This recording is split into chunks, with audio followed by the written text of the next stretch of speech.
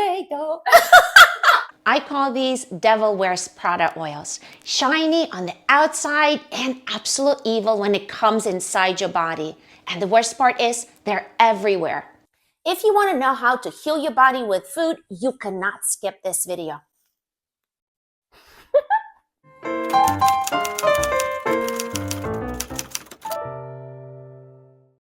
My name is Oksana. I'm a natural wellness coach and a registered nurse, and this is my No Prescription Needed channel where I teach people how to heal their body with food. If this resonates with you, hit the subscribe button and give me a thumbs up. Here's the fact. We live in a meta-inflammation era where 9 out of 10 people suffer from low-grade chronic inflammation of some sort. Chronic inflammation almost always leads to chronic disease, like 95% accuracy. And I didn't come up with the statistics. It's all over the internet.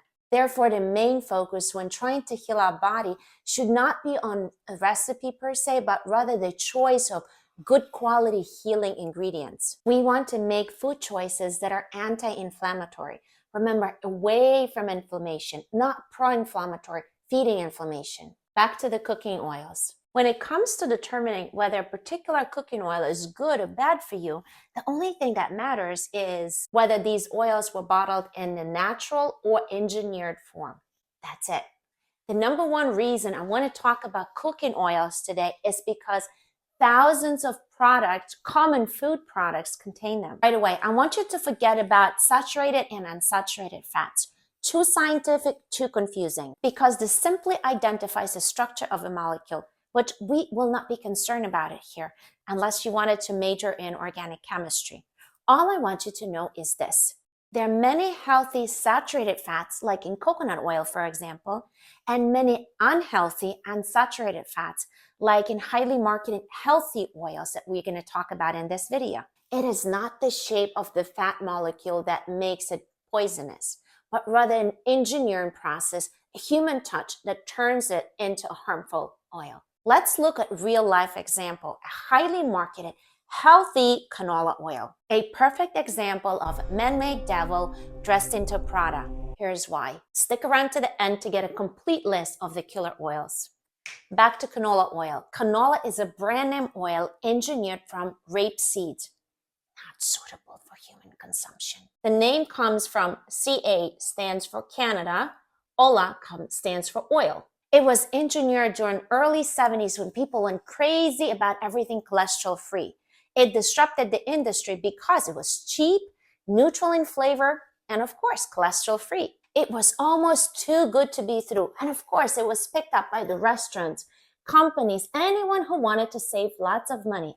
And it ended up being successfully marketed to us as a new healthy oil. One of the main problems of this oil that it comes to us in totally damaged and harmful state because of the way it was extracted, processed, and refined. Wait, refined,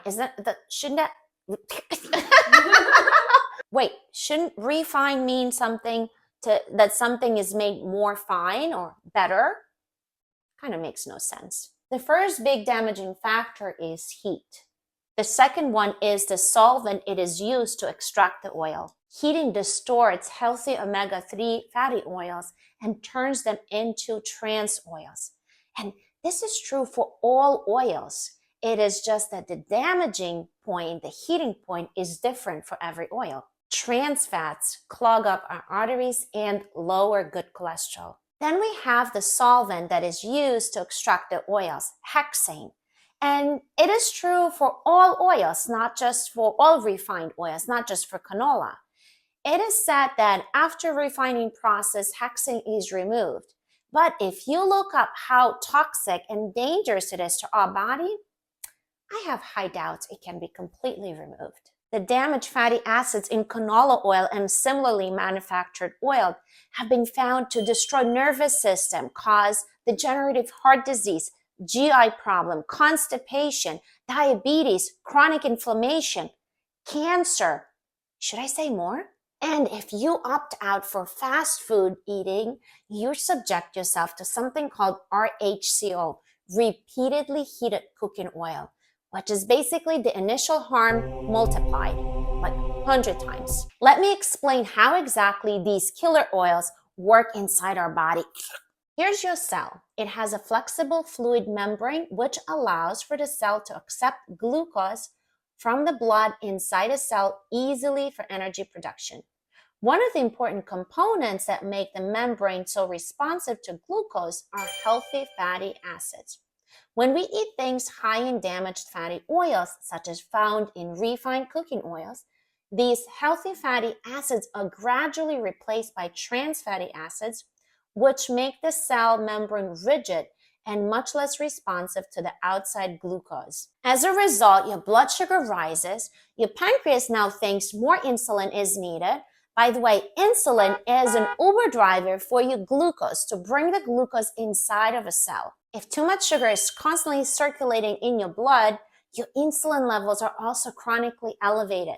This leads to the start of low-grade chronic inflammation. At the same time, your liver is trying to help by converting excess sugar into fat.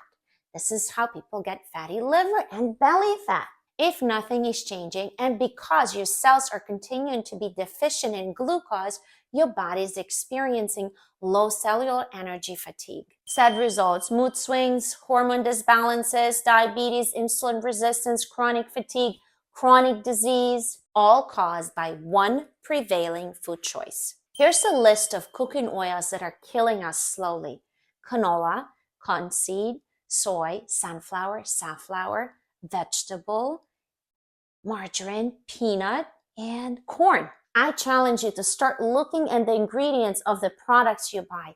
I guarantee you'll be shocked by what you discover. If you're suffering from any kind of chronic disease and want to restore your health naturally, you really want to avoid these killer oils at all costs from all sources. Give me a thumbs up and subscribe to my channel if you want to continue healing naturally together.